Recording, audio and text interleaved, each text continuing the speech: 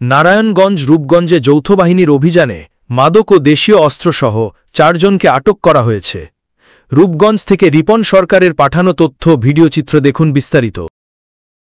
রবিবার রাতে উপজেলার গোলাকান্দাইল এলাকায় অভিযান চালিয়ে তাদেরকে গ্রেফতার করা হয়। গ্রেফতারকৃতরা হল গোলাকান্দাইল পূর্বপাড়া এলাকার দেলোয়ার হোসেনের ছেলে মোহাম্মদ রিয়ার হোসেন, মোহাম্মদ জাকির হোসেনের ছেলে সজীব মিয়া ও সাজ্জাদ হোসেন, মোহাম্মদ আসমত আলীর ছেলে দেলোয়ার হোসেন। এই সময় তাদের বাড়িতে তল্লাশি চালিয়ে দেশীয় বাংলা মদ ৫ লিটার, ট্যাটা ১টি, ছুরি ১টি, রামদা ২টি, দা ২টি, খেলনা পিস্তল ১টি, হামার ১টি ও বল্লম ১টি জব্দ করা হয়। এছাড়া বিভিন্ন মামলায় আরও অন্যান্য আসামিকে গ্রেফতার করা হয়েছে।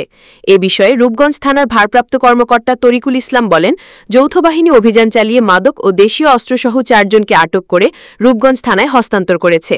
আটককৃতদের বিরুদ্ধে দেশীয় অস্ত্র ও মাদকদ্রব্য আইনে মামলা দায়ের করে নারায়ণগঞ্জ আদালতে প্রেরণ করা হয়েছে।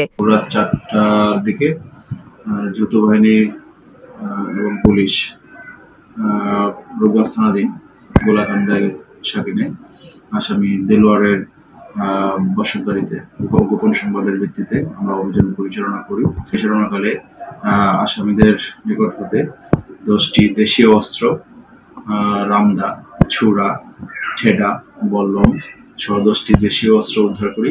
পাশাপাশি তাদের নিকট হতে ৫ লিটার দেশীয় চুলাই মদ উদ্ধার করি।